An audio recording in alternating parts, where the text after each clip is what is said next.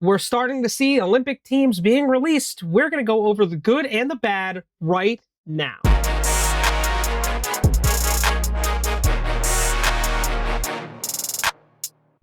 Dude, it's just like, hold on. I gotta switch it up, all right?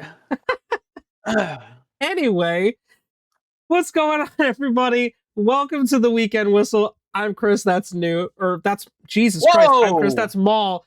I am so used to doing stuff with Noob, recording podcasts. It's me. Even though we hang out every day of the week and we record two shows a week together. And to be fair, I stream with Noob 2 days a week too, and usually also do a podcast with him 2 days a week. So I spent time with you and him the same, okay? Anyway, I'm Chris, that's Maul. There we go. We got there. I am day one out of lockup from COVID. Chris is finally out of jail, thank God. I am out of I just finished my bid in the pen. I'm a changed man. The outside world, they ain't ready for me. You got any prison ink while you're in there? I did. All right. I got a giant waifu on my back. Who the hell tattooed that? You were alone in your room. You ask too many questions. You know, it's one of those tattoos you just gotta wet. Yeah, it's just one of those. Stick it on, a little washcloth, you're good. Yeah. The Olympics are right around the corner. We are about a month away. The rink still isn't finished. But in 2 weeks, they were able to put an outdoor rink in. We held an outdoor rink in fucking Miami with no problems, and they can't even finish this arena. Dude. God. It's oof. We are less than a month away. The first game in that arena, or the first thing that's taking place in that arena in Italy, is on February 5th. We are literally a month away. Release of this podcast. Yeah, we are exactly a month away. 1 month away. We don't have all of the rosters. We do have the top 4, meaning the teams included in the Four Nations face-off last year have released theirs. We're going to talk about them. But first, we want to start off by giving some love to Alex Wennberg, who just got a 3-year, $18 million extension with the Sharks. Wennberg, it's looking to be an average annual value of $6 million per year. The 31-year-old would have been an unrestricted free agent at the end of the year, but with his 26 points, 7 goals, 19 assists in 41 games, he is second with San Jose, or his second with San Jose, after he signed a 2-year, $10 million in 2024. Wennberg was just announced to make the Sweden roster, which I think leads us directly into, we have the roster for Team Sweden. And oh boy, is it a good one. To start off, the forwards on Team Sweden, Jesper Bratt, Leo Carlsson, Joel Eriksson Ek, Philip Forsberg, Pontus Holmberg, Adrian Kempe, Gabriel Landeskog, Elias Lindholm, William Nylander, Elias Pettersson, Ricard Raquel, Lucas Raymond, Alexander Wennberg, who we just mentioned, Mika Zibanejad. Motherfucker, that 4-line combo is disgusting. It's scary. It's gonna be good. The defenseman is just as good. Rasmus Andersson, Philip Broberg, Jonas Brodin, Rasmus Dahlin, Oliver Ekman-Larsson, Gustav Forsling, Victor Hedman, and Erik Karlsson. Jesus Christ.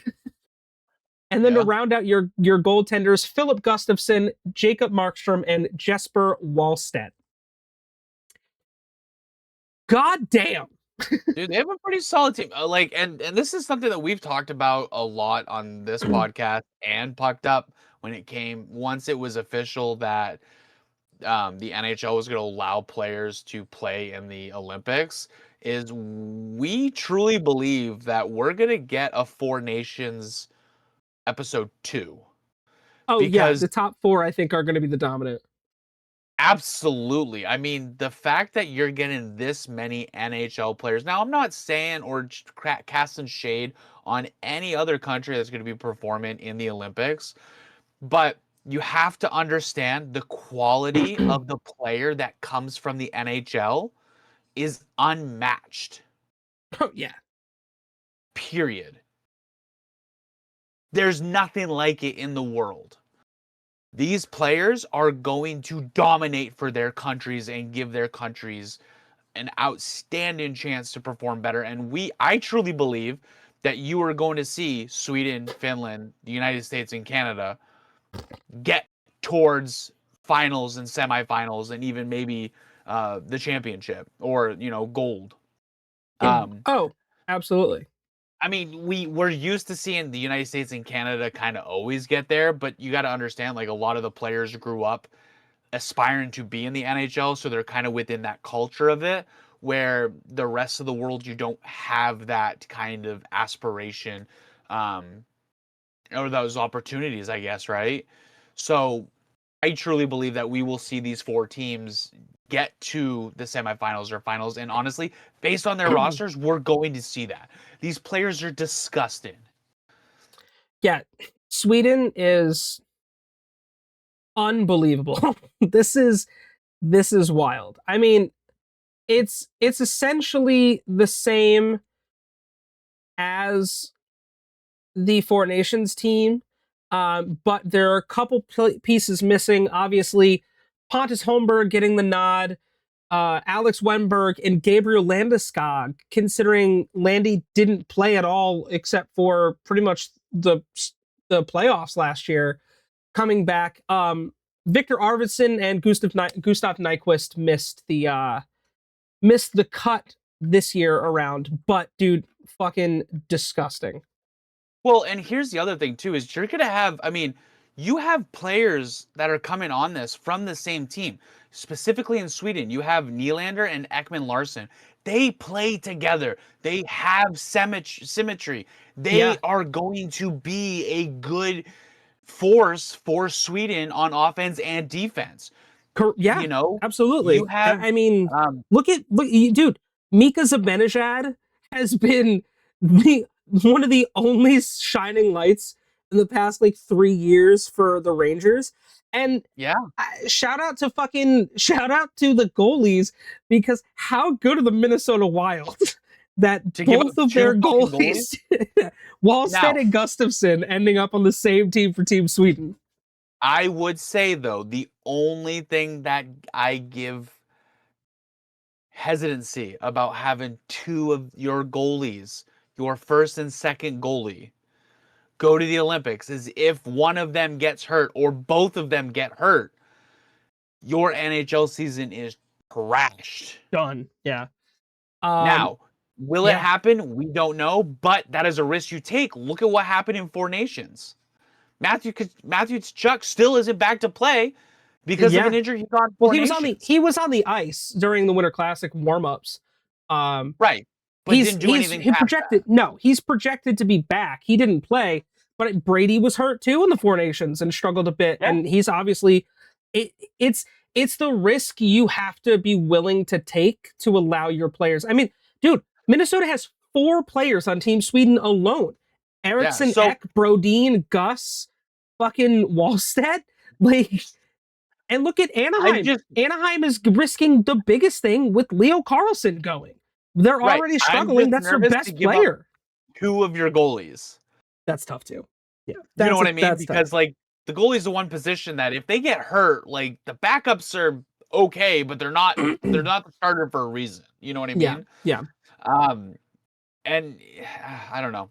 That's the only thing that makes me nervous about the Sweden roster. Hopefully no one gets hurt, but if they do, you could see Minnesota tank in the standings if they get a fucking cheese, if they get a Swiss cheese in that, you know? Oh yeah. Thankfully they've been kind of bulletproof, iron walls this year, but it can happen. Oh, for sure. Another team that seems to be just kind of unbelievable is Team Finland. We'll start off with Sebastian Aho, Joel Armia, Mikhail Granlund, Eric Howla, Rupe Hintz, Capo Caco, Oliver Kapanen, Joel Kiviranta, Arturi Laakkonen, Anton Lundell, Eetu Lausterainen, Mikko Rantanen, Teuvo Teravainen, Eli Tolvanen, and then we switch over to the defensemen. Miro Heiskanen, Henri Jokiharju, Mikko Lehtinen, S. Issa Lindell, Oli Mata, Nicholas Matinpalo. The font I'm reading is really small. Very small. Nico Mikkola and Rasmus Ristolainen. Then you go to your goaltenders, Ukko-Pekka Luukkonen, Kevin Lankinen, and Juuse Saros. Oh, Ukko-Pekka Luukkonen's a great name. Dude, Finland's nasty. I mean, yeah. Again, you look at a lot of these players, and you're like, no, this team makes sense. I want to give love to Oli Mata because Oli Mata is 31 years old. He has been, in my opinion, a top 20 solid defenseman for a long time. He is not the best, but he is, when you're looking for depth players and tool players that'll get the job done, Oli Mata's name has to be up there. I mean, he's played with Pittsburgh, Chicago, LA, Utah currently, Detroit. Like, he's been around the league, so I love that pick. I don't have any complaints here when it comes to Finland. Again, no, me either. And I think it's a solid team. And they got two of the top performing Avs players on their team. I know. Kiviranta and Lankinen. Yeah. And that's going to be scary to watch them get to skate with each other in the Olympics. Because, I mean, they're destroying the NHL. Oh, that team is disgusting. You have 3 players from the blue fucking Panthers alone on this team. Hopefully they do better than they do in the NHL. They're struggling right now. Yeah, that was not a good Winter Classic. Dude, not a good Winter Classic. That was brutal. That was a shit. That was a bitch slap. I mean, real quick, I think we could talk about the Winter Classic. 10 out of 10. Beautiful. 10 out of 10 amazing presentation for everything the NHL did. It's just too bad that only one team showed up. Because boy, did the Florida Panthers get fucking dog walked. And you know 5-1.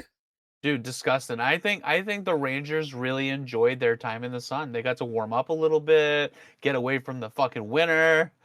They fucking literally charged up. They're like plants. They just charged up. Dude, they literally go down there. Could you imagine how pissed you'd be walking out and it fucking snowing? You're like, dude, we left this in New York. Come on. We don't want to deal with this shit. I know. Biz shaking his ass with the cheerleaders. I just disappeared in the commercial break to go dance with the cheerleaders. Like, it's like, where the others, Biz? The best rivalry in hockey getting renewed yet again. Biz and Marchand. Dude. That shit's so funny. Absolutely wild. I love Marshy. We'll talk more about Marshy's couple comments he made, which were great. But yeah, overall, I think I'm a little skeptical with your goaltending choice. Vancouver and Nashville haven't exactly been great, and when we're talking Nashville, we're talking Juuse Saros as their starter. Nashville struggled. Obviously, right now, we just finished up a 10-game win streak for the Buffalo Sabres, and who's been a big help in that is Ukko-Pekka Luukkonen, finally coming into his own. But obviously, the forward situation here is unfucking believable. Now we move over to USA. No, we're going to Canada first. I thought we were doing... Oh, fuck. We're doing Canada first. Fine, we can talk about Canada. Let me tell you, I'm excited for Canada because, boy, their roster is... it's my fantasy league, and it was fun. It's fun. I fucking love it. I think it's a solid friggin' line. I have thoughts, but here we go. We'll start off Team Canada in the forwards. Macklin Celebrini, congratulations, Macklin Celebrini. Boy, you did Anthony it. Sorelli, Sidney Yep. Crosby, Brandon No Hagel, surprise. Bo Horvat, Nathan McKinnon, Brad Marchand, Mitch Marner, Connor McDavid, Braden Point, Sam Reinhart, Mark Stone, Nick Suzuki, and Tom Wilson. Dude. Defenseman Drew Doughty, Thomas Harley, Cale Makar, Josh Morrissey, Colton Parayko, Travis Sanheim, Shea Theodore, Devon Taves. Goalies, Jordan Binnington, Darcy Kemper, and Logan Thompson. Now, big congratulations to Macklin Celebrini. He has absolutely deserved it. Not to say that Connor Bedard didn't deserve it, but Mac is kind of doing better right now. I'm happy for Marshy getting the opportunity to represent his country for the first time. Yeah. I don't know why Team Canada and Hockey Canada are so dead set on sucking Jordan Binnington's dick this hard. Now, the number one reason we say that is St. Louis Blues currently have a goal deficit. They are the number one for worst goal deficit in the NHL. And this has grown week over week. And we talk about this every fucking week on the Weekend Whistle. They're at -39. No, that's not the only reason I say that, because this season he's at a goals against average of 3.4, save percentage of 0.874. Last year, goals against average of 2.69, save percentage of 0.900. The year before, he has never had a goals against average below 2. Below 2.5. Now, I will say, when I got to go to the Four Nations game last year of Canada versus Finland, and you had Binnington go on the ice, and Canada fans boo him because he sucks, and he's a shit human being. But then that whole perspective changed when they beat Finland, even though they almost lost it because they're a bunch of fucking idiots. And then they went on to beat and shut up the United States. So he played two good games. To me, that's not enough to warrant, when you are not even remotely a goaltender that's worth a fuck. I can think of 2 right now that I would rather have. Honestly, I could probably think of 4. I'd rather have an injured Carey Price over fucking Jordan Binnington. How many of the Colorado Avalanche goalies are Canadian? Both of them, Scott Wedgwood and Mackenzie Blackwood, and both of them barely have fucking goals against averages over 2. What the fuck are we doing, Hockey Canada? Darcy Kemper, Logan Thompson, I have 0 complaints. Those are 2 great goaltenders that are not going to cost you games. Darcy has proved himself year after year. He's not the best goalie, but he is a damn good goalie. And Logan Thompson is also great goalie. I have 0 complaints. Both of them are great options. I just don't understand why Blackwood or Wedgwood was not a choice. And you picked fucking Jordan Binnington. I understand I'm American, and for me, this is just me being pissed off as a hockey fan. You being Canadian, I'm sure you feel a different way, but it's just why? Why are we so dead set on making Jordan Binnington the face of goaltending in Canada when I could think of at least 4 goalies that are better? Now, I will say, I wonder how much of players being able to go to the Olympics was left up to the team to say yes. I don't know. I don't know if that's a thing. I'm curious now. Is that maybe related? I mean, dude, I'd have taken Stuart Skinner. No bullshit, I'd have taken Stuart Skinner over fucking. Right, but that's what I'm saying is maybe that's why we didn't have the 2 players from the Avs go to the Olympics, because they're like, hey, we're destroying right now. We don't want to risk it. Did the NHL teams have the ability to say, no, we don't want to risk you getting injured? I think they should have. If they didn't, because You pay millions of dollars for these players. I hate to say it, an Olympic athlete gets paid dog shit. But it's more so the ability to represent your country. Yes, I get that, but the Four Nations is cool and this and that, but this is the fucking Olympics. The best and I get that. of the best. But the NHL has to protect their investments. So did they give the teams the ability to say, yeah, no, you can't go. Sorry. I don't think so. We're turning you down. We're not letting that happen.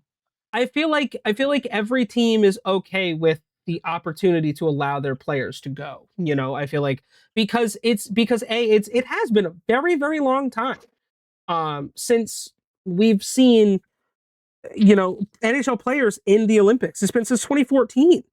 We've said 12 years. What I'm saying is, so maybe that's why we didn't get to see some of the players that we expected to see get named to the Olympic teams on the Olympic teams. Yeah. I wonder if you know. Let us know down in the comments. I wonder if Binnington was a last second ad because Sam Montembeault is hurt. I don't know, because Binnington had been talked about being in this for a long time. I'm sorry. Yeah, please let us know in the comments your thoughts, because I'm not going to sit here and pretend that a player who is more of a liability than a savior on the ice in net should be your fucking starting goaltender. He had 2 good games for you in the fucking Four Nations, and all of a sudden he's the guy. I don't get it. Last but not least, the ones that have been released completely, we have the United States, and buckle up. Buckle the fuck up. Oh, wait, hold on. Can we pause for a second? Yeah. Sorry to interrupt. I just found the answer to that.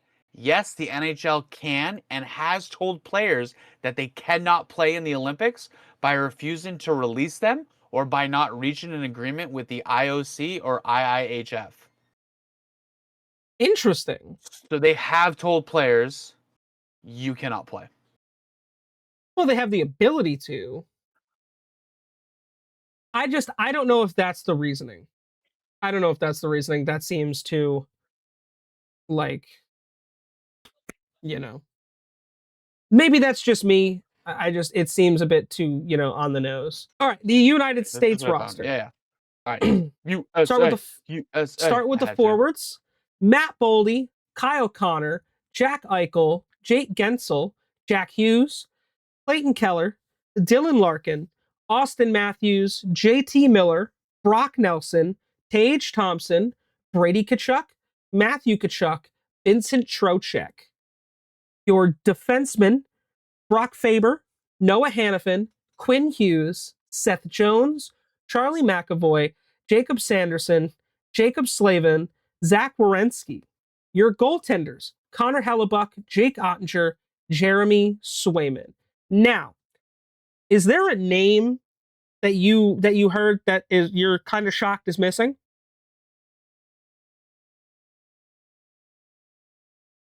Few, actually, but yeah. How about let's start off with this one. Did I name Jason Robertson? Nope, doesn't look like it. How about Cole Caulfield? Nope, ain't seeing him either. Hey, how about Lane Hutson? Hudson. Nope, not seeing that. Bro, what? You're going to sit here and tell me you're going to leave off 3 of the top American scorers? Like, what? Fucking Hudson won the Calder last year. Jason Robertson's a savage. Zach Werenski's injured. Yeah. I just... Bill Guerin, who is known to be the GM of the Wild, is also the general manager for the United States. He, in a press conference or in an interview, had mentioned, you know, if we put all these good players, all the best players on the ice, you wouldn't need a GM. We need depth guys. We need people that play roles or whatever. That's fine. But when you're leaving out 3 massive offensive players, please make it make sense to me, Bill. explain it to me like I'm a fucking 5-year-old because I don't understand why we're missing 3 of the top 5 best fucking players for that are American right now. Jason Right. Lane Hudson is young. Okay. Cole Caulfield. No, I don't, but there is zero excuse. There is zero reason that Jason Robertson should not be on this team. There is zero fucking reason you can give me. There's zero reason. And I mean, you could say, oh, well, the Kachuk brothers, all right.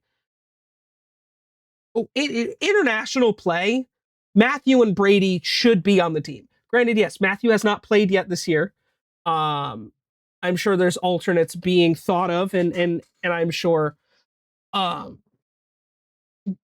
I just like, dude, why? No, you're Why the right. fuck are we missing those players? That would be like, Now, I did notice about this roster photo that you sent as to the other ones. If you look in very small print under where it says forwards and defensemen, it says athlete participation requires confirmation by the respective NOCs. interesting. Yeah. Hmm. So I I wonder can't if that, imagine. again, I wonder if that has something to do with it. Because again, there are so many good players for all of these countries. And again, we're only focusing on these 4 countries because they were from 4 nations. And they're the There ones that are, actually released their yes. rosters so Now, far. there are other players in the NHLs that are going to other countries like Germany and Czech and stuff like that. And, we want to congratulate all the NHL players that can go back and represent Yeah. their country. We're only specifically focusing on these 4 because of 4 nations last Well, year. no, these are Because that the gave us only 4 that are released. So once the other one's released, we could talk about those. But as of right now, those are the only well, 4 that have released anything, and they're the big 4. well, right. But that's what I'm trying to say is that these are the big 4, right? All right. So Most here, of the players are going to go to these countries. let me ask you a question. Noah Hannafin, Hit it. excellent defenseman. I don't Yeah. think you're going to get any argument from anyone, right? 28 years old, great defenseman for the Vegas Golden Knights. Do you want to know how many points he has in 29 games this season? Probably not a lot. 14. He's doing Lane good. Hudson. Lane Hudson. Obviously, unbelievable player. We know how good he is. Do you know how many points he has this season? Probably not a lot. 40. Why the fuck Okay. is he not on the team?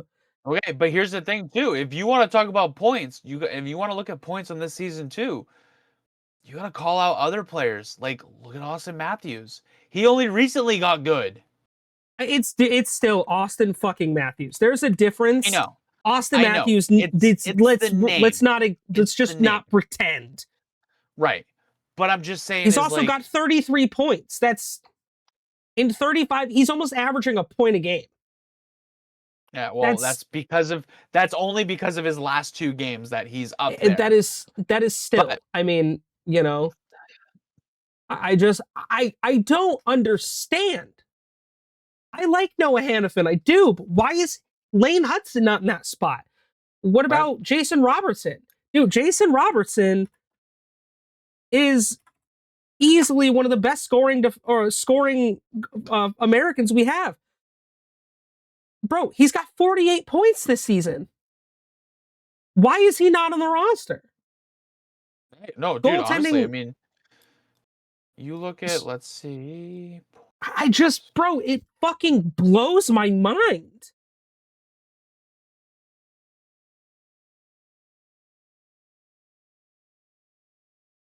Yeah, I mean, but I don't know, dude. There's so many other players that would have been good, but again, maybe it has to do something with that little fine print right there. Maybe. I don't know. I just fuck, dude. Goaltending wise, I'm fine with the goaltending. I'm no issues with goaltending at all. Connor Hellebuck's won the Vezina 2 years in a row. Best goalie in the league. I don't think that Winnipeg is showing that this year. Jake Ottinger's a fucking monster. You want to talk about redemption seasons? No, fucking Jeremy Swayman's doing a pretty good job at that. Yeah. Now, I do want to point out though, the thing that I'm kind of bummed out about the NHL allowing the players to go back into the Olympics is players who for the last 12 years played on the Olympic teams for specifically US and Canada got booted for the NHL players. That is the unfortunate downside because you think they're all college and like junior players and stuff. Yeah. And you're just, I mean, that was a good opportunity for them to go out, play on the international stage, and potentially get more recognition for themselves to maybe snag an NHL spot since they weren't able to already get one, you know? And you look at both of these teams, and I mean, even Finland and Sweden are fucking all loaded. NHL players. All NHL players. Except for one player on Team Finland. Yeah, so good for that one guy. That one guy. Now, I was scrolling. Who's going to get drafted next year? No, I don't. I think he's a free agent. I was scrolling through, and I found per The Athletic on the NHL subreddit projecting the U.S. Olympic B team. Now, these are players. This is what an Olympic roster would look like for players that did not make the cut. And I want you to tell me if you think that this team would win a gold medal. We'll start off with the forwards. Jason Robertson, Matthew Knies, Cutter Gauthier, Chris Kreider, Logan Cooley, Nick Schmaltz, Trevor Zegras, Shane Pinto, Alex DeBrincat, Cole Caulfield, Troy Terry, Alex Tuck. Defense. That's still a disgusting B team. Defense, Lane Hudson, Jackson Lacombe, Keandre Miller, Adam Fox, John Carlson, Justin Falk. Dude. Goaltending, Spencer Knight, Thatcher Demko, Dustin Wolf. I love the Ducks heavy presence, obviously, on this B team. Oh, for sure. Dude, again, the fact that there's enough players to do an A team and a B team. And the fact that the B team is just as good, in my opinion, as the A team should have to play the B team for the A team spot. That would be ridiculous. Make it like a pre-Olympic game. Like a talent showcase. That would be better than a Winter Classic. Someone said, I'm reading one of the comments, and he goes, as a Canes fan, having Keandre on here instead of Shane Gostisbehere is fucking wild. I agree. Keandre Miller is great, but Shane Gostisbehere is a fucking stud. Yeah, dude, honestly. I love the one comment that says, why would Caulfield play for the U.S. when he's a Canadian? Well, he's a Canadian, but he's from the United States. Yeah, just because you play on the Canadians doesn't make you a Canadian. Yeah. And then we get into a whole, and then I love it. Then the person said having him on here at all is wild. And then they just had a nice conversation about Keandre, which again, sometimes Reddit's not fucking disgusting. Yeah. Why is Brian Rust not on this list? There's another player. Yeah. I feel like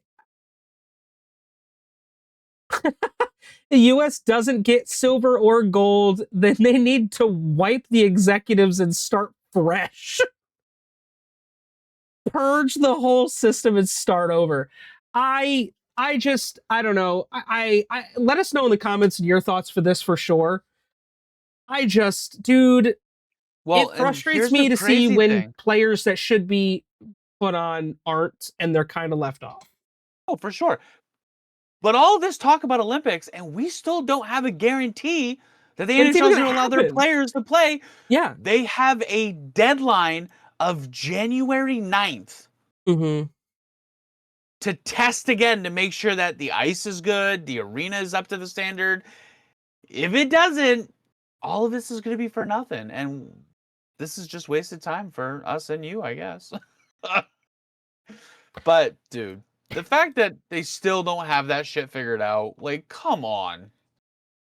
I was telling my dad, we had this conversation earlier today, we were talking about it. It's like, I'm sorry, you had 4 fucking years. We're going to continue to say this because how do you drop the ball that hard? Well, and the fact that, again, that there's no plan B. Now, when the Olympics is coming to the United States in what, 2028 for the Summer Olympics, I think? It's going to be in California, I think. Yeah. So it'll be 2030 will be the next Winter Olympics, which will be in Sweden, which is fine because you have the Swedish Hockey League. So at least this won't happen because they have actual full-sized hockey rinks across the entire country. Right, but what I was saying is the United States is hosting the next Olympics in 2028, the Summer Olympics. Not all of the sports are going to be played in California. I think some of the swimming sports are going to be done in, I think, Oklahoma? Which I don't understand. I don't understand why, because there are more than enough venues in LA alone to host all of that. Well, I think it's specifically for what this competition was. There's not a facility for it in California. And instead of building it... You could use UCLA's fucking swimming center. Well, right. But instead of building a facility for this, there's like, oh, Oklahoma or whatever. I don't know specifically where, but I know it is separate. Already has a facility. We'll just use that. Which, that's a good plan B. Anyway. So fingers crossed that we at least get two, NHL yeah, plus two sub sites in Oklahoma City. Yeah, but everything will be held everything else will be held in the greater LA area. What are the events that are going to be taking place in Oklahoma? Because I think it was like some specific swimming event that I'm just like, what the hell are those? I don't know. I know this is a tangent, but this is why you guys watch us. This is what, yeah. Unlike the regular podcast, this is just our show, so enjoy. It doesn't say. I'm not seeing. I am just, obviously, for those that know me, I'm excited because we are seeing the return of, in my opinion, the best sport in the world ever. But lacrosse will be returning to the Olympics in 2028, which is amazing. I played lacrosse. I mean, I played hockey too, but I played lacrosse. So for me, it's done. Speaking of American athletes, to the team, you being the Maple Leafs fan, I want to say that Austin Matthews must have heard me bitch enough, because holy shit, the last 2 games he played, or the team has played, granted that loss yesterday to the Rangers was really close. Like, they lost in OT, which, you know what? If you're gonna lose in OT, so you at least get a point. No, sorry, to the Islanders. If you're gonna lose, at least lose in OT, so you get a point. But I want to give a huge shout out to Austin Matthews for, in the last week, collecting 2 very important records for himself, as more merits in his career as one of the best hockey players of our generation. He has recently passed. Where is it? He has the most hat tricks among U.S. born players in NHL history. At his the other day, he got his 14th hat trick. He beat Pat LaFontaine, who had 13. And that record stood for a long time. Yeah, because like I had said before, Pat LaFontaine was inducted in the Hall of Fame in 2003. So, like, yeah. Well, and it's obviously hat tricks don't happen often in the NHL, because following Pat LaFontaine, you have John LeClair, Joe Mullen, and Keith Stevens all at 11. So he has officially blown that record out of the water, and he's not done yet. He has a few more years left in him, so we're going to see that number grow. He's got a long time. It's not right. He's only 28. He's got a few more years. It's not it's not as wild and crazy as Ovechkin, getting 900 goals, but in my opinion, hat tricks are harder to get than goals for a good forward. He's working his way up the list of becoming the best American to ever play. I mean, right now, in my opinion, that's held by Patrick Kane. But well, and the crazy thing too is he would have had back-to-back hat tricks had he not missed that overtime shot the other day against the Islanders. He would have had 2 back-to-back. That's fucking wild. So, huge shout out to him for being the most hat tricks scored by a U.S. born player in NHL history. The other goal or achievement that he has surpassed is he beat he passed former Leafs player Matt Sundin for most goals in Toronto Maple Leafs history, and he's currently sitting at 421 goals, which again It's is crazy. wild since this organization's been around for over 100 years, and he holds the record for that. And to pass arguably the best Maple Leafs player in the history with Hall of Famer Matt Sundin, that's crazy. And that's I mean, nuts. Matt Sundin retired in 2009? 2000 Matt Sundin retired 2008. 2009. Yeah, he played the 2008. Yeah. Okay, yeah, 2009. He played his last season in Vancouver. That's right. And I mean, so technically he left the Leafs in 2008, but that's wild. So the 9 goals he scored there didn't count. Yeah. But you think about it too. I mean, you look at Sundin's last few years and it was 74, 75, 70, 81, 85, 82, 82. Like, just a dude, he monster. put up points, man. Just a monster. He was a monster. And he started his career, he started the first 4 seasons with the Nordiques. So it was like, he didn't play his whole career, but Sundin played almost his entire career with Toronto. Yeah. Which again, someone the level of Matt Sundin, you're not going to say no. No, honestly. You're going to keep him around, honestly. Right. So again, I mean, as much as I personally have bitched and complained about Auston Matthews being lazy and washed up and shouldn't be a captain anymore because he just doesn't have the heart into him, I don't know if it's the Olympics or if he somehow turns a new leaf in the new year, new me, if he kind of falls for that bullshit. But holy shit, it is a new year and it is a new him because he is back and he is scoring goals and making plays and he is doing what we need Auston Matthews to do in the Leafs Nation. Yeah, you are not beating the allegations, by the way, of being a typical Maple Leafs fan. Oh, he's washed up. He needs to be fucking fired. Good. You just sound like Yankees fans. I didn't say he needed to be fired. I just don't think that the way he's been performing, he deserves to be a captain. You know, the last time Maple Leafs fans were on this about a player, he left and then y'all started sucking. So just remember Mitch Marner.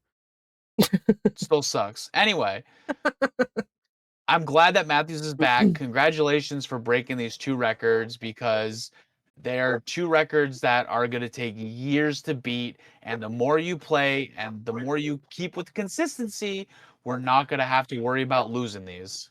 Yeah. Well, I guess now it's time to look at the standings as we approach the halfway point of the season. You want to do how we normally do? You take the Eastern Conference, I take the Western Conference.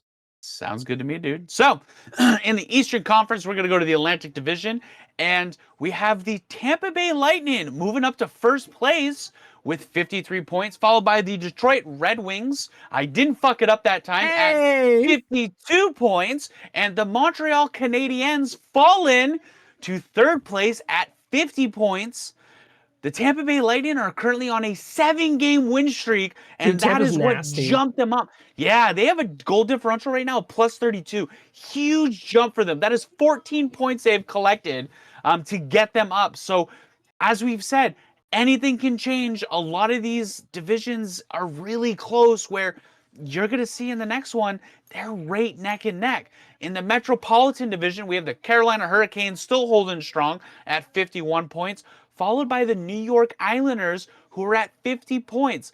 They would be number 1 right now had they not won in overtime yesterday against the Toronto Maple Leafs. That 1 point makes a difference here. Yeah. In third place are the Philadelphia Flyers at 49 points. In the wild card for the Eastern Division, you have the Washington Capitals in first place with 48 points, followed by the Pittsburgh Penguins in 47 points. Then you have a 3-way tie for third, the Buffalo Sabres, who just ended a 10-game win, a 9? 10 games. Yeah, they had 10-game win streak and just finally lost their first game. the New Jersey Devils and the Boston Bruins all at 46 points, and then you have a four-way tie. And again, this is why those points matter. If you're gonna lose in overtime to at least get the point. You have the New York Rangers, the Toronto Maple Leafs, the Ottawa Senators, and the Florida Panthers all at 45 points. The wild Holy card race shit. is so tight. Bro, the fact that if the fucking playoffs started today, we'd have 5 Metro teams get in. That's 5 wild. Metro teams would make the fucking playoffs. That's disgusting. Almost the entire division. Yeah. So at this point, we are now officially halfway through the season. It is all about points. Points. If you're gonna lose in overtime, so you at least keep moving up, because losing those 2 points is gonna hurt you drastically. Mm-hmm. Chris, what do you got for the Western Conference? Well, the number one team is, I don't even need to tell you who that is, because leading the Central Division is none other than the Colorado Avalanche with 69 points. Dude, these guys have still only lost 2 games in regulation. Currently on a 10-game win streak. They're fucking unreal. Minnesota Wild are in second place. I was going to say the Colorado Avalanche have gained 7 points since last week and have gone up 10 goals in their goal differential. Their goal differential is a plus 73. They will break 100 for points and goal differential. You got to have MGM Bets get on that. Again, Hockey Canada, what the fuck are you doing? Right, dude. Call them. Come on. Can we borrow one? Give us half of them. Hey, it's better than what they got. Minnesota Wild are in second in the Central with 58 points. Dallas Stars in third with 57. Pacific Division, the Edmonton Oilers are the top with 46. Vegas Golden Knights and Anaheim Ducks are tied at 55. The wild card looks like the Seattle Kraken and LA Kings are tied with the San Jose Sharks, all with 43. LA and Seattle occupying those spots. Then you have Nashville and St. Louis 42 and Utah with 41. At the bottom of the league is the Winnipeg Jets with 34 points.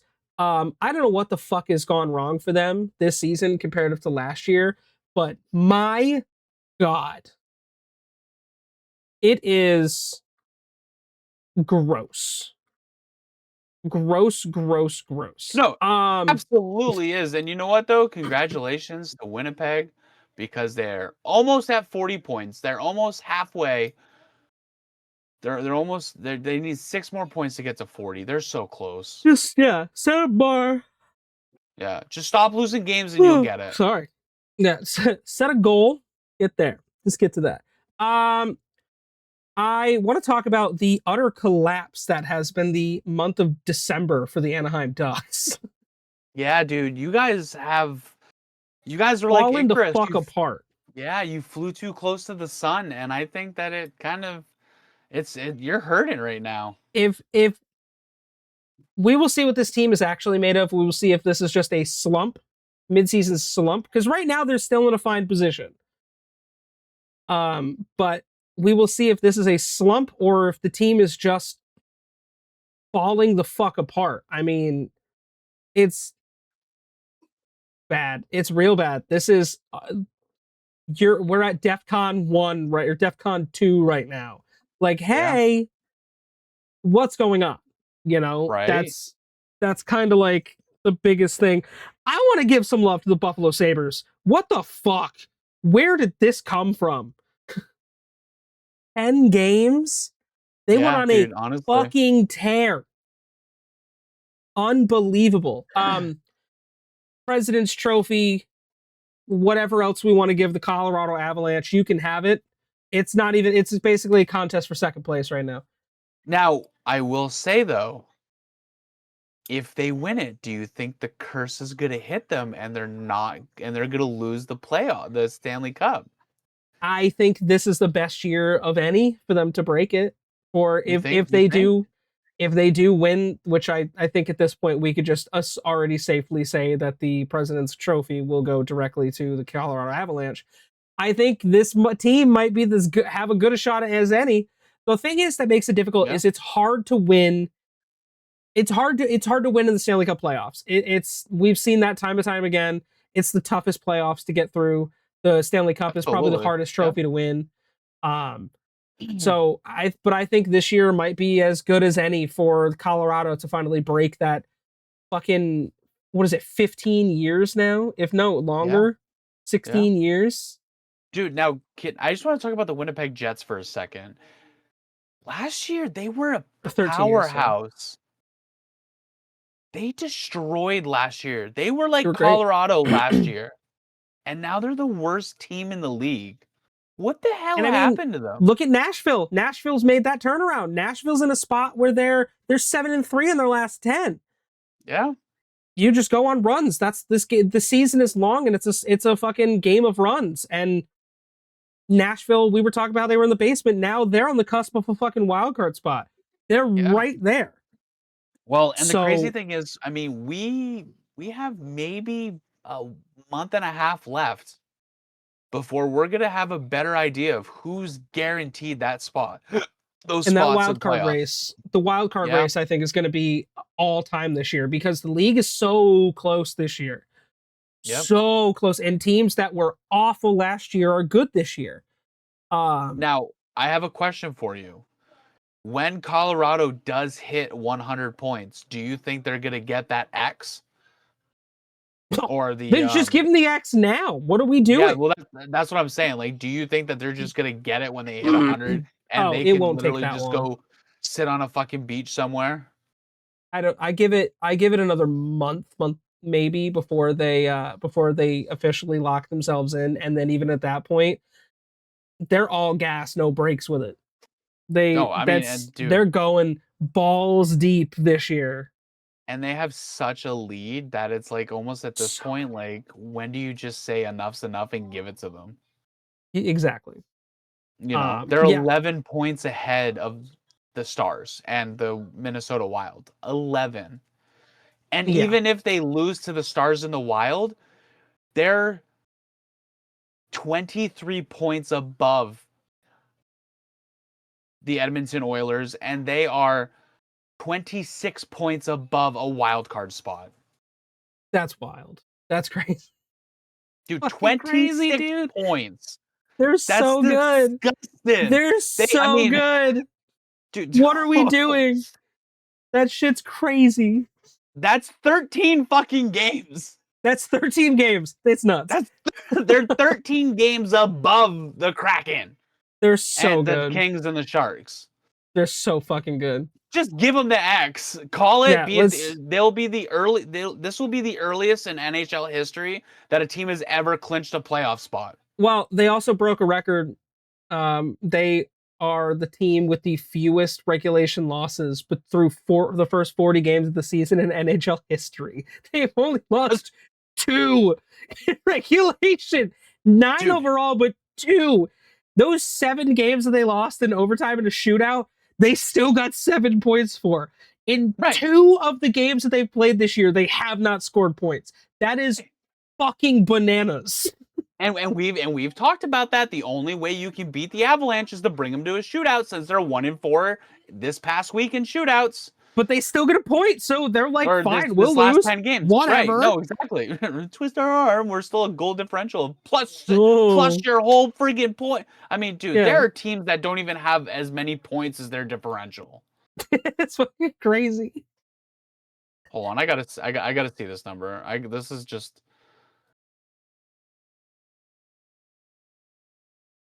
Okay, I guess there's no team that has that, but they're close. They're close. I mean. Hold on. I gotta see how close. Dude, Seattle Kraken only have 103 goals. It's fucking nuts. What about 30 goals away from having a differential higher than your total goals? Than Seattle's total goals scored. That's nuts. What the fuck, dude? You know, I think that they may beat it. They may be able to get a goal differential. Are we looking at the team to break Boston's record for best season in NHL history. Oh, it has to. I mean, they are unless they literally just cease to exist as a team. I don't think it's gonna happen. It is going to happen. Oh yeah. I mean, Boston was what was their season? They had 65 wins, which is most in history. Yeah, I mean, Avalanche are at 31 right now, and there's still 40 games left. Yeah. So they're close to that because there's what, 84 games? They had 65, 12, and 5 was they scored 135 points. Okay, so there's what, 82 games or 84 82 games. 84. They put 82 games. So minus 65 is 17. They have to win 17 more games. No. So there's only 17 games that they can lose. Oh yeah. And they're at 9 right now. Yeah, so they have 8. They lost 12 in regulation. 12 in regulation and 5 OT losses. They can lose a lot more, but it's 0.6. They just need to win 65 or more games and just keep losing in overtime and not in regulation, and they'll be fine. So as long as they continue to do what they are doing, they have a grace period of 8 games to lose, and they will tie that record. Yeah. Well, there's a lot more factors, but yeah. But if you're going just bare minimum, they have 8 games that they can lose. They just need to score 135 points. Right. It's going to happen. I feel it. Well, now that segment went on, I think we went on a bit more of a tangent than we expected. But it's the show of tangents, so you guys. I'm sorry. It's the show of tangents. But yes, time to round out the show with Maul, our favorite way to end the show. And now it's time for the Swiss cheese of the week. It's coming. I know it's going to be animated to those. It's going to happen. This week, I have the pleasure of announcing the newest inductee into the Hall of Shame. This hurts me so much. This is going to the one, the only, Lucas Dostal of the Anaheim Ducks. Fuck. Who, in the last week, gave up 13 goals in 3 games, playing only 154 minutes. Now, there were a few other considerations for this, but they had 80 more minutes, almost a game and a half more playtime than Dostal. So we decided Dostal's the only one who didn't win a fucking game. So. That's true. He has 0 wins and 1 loss for games that he finished. Yeah. How do you feel about that, buddy?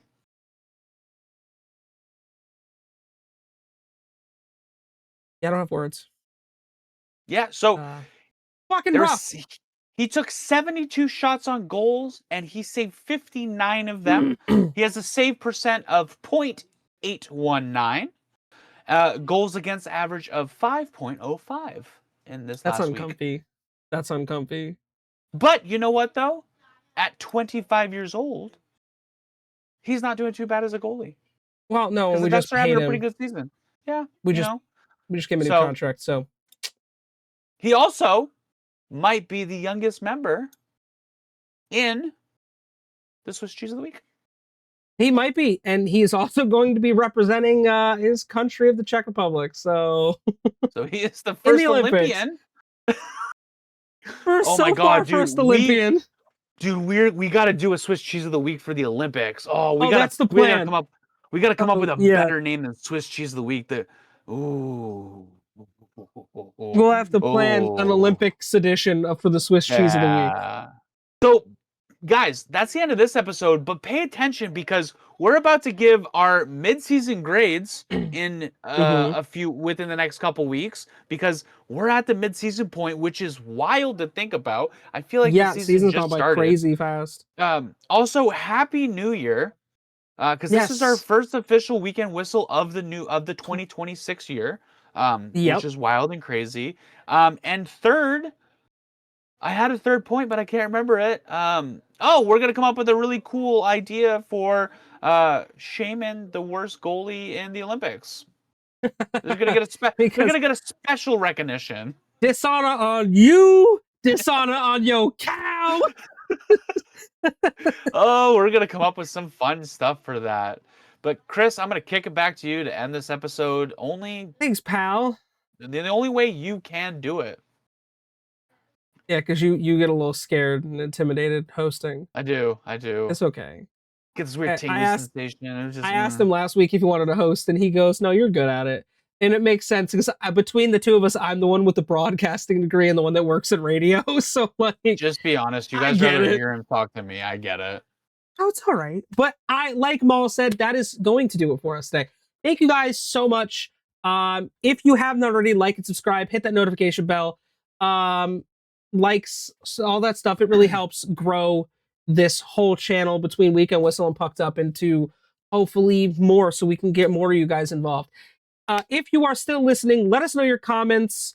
Let us know in the comments your feelings on the Olympic rosters. Let us know if there are players that you think should be on any of the teams we listed earlier. Let us know if there are players that should not have made it. And then also let us know if you think that the Colorado Avalanche are going to have the best season in NHL history. Because I feel like at this point it's kind of inevitable. Much love to all of you. I'm going to say if you say no, you're wrong. So for real. Much love to everyone. We will see you guys later.